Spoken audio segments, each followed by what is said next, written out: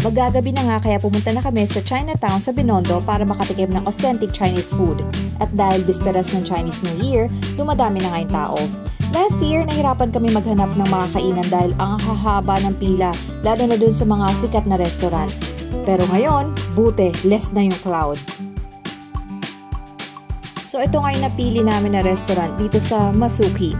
And dito dati, bumili lang kami, nag-take out lang kami ng siopaw.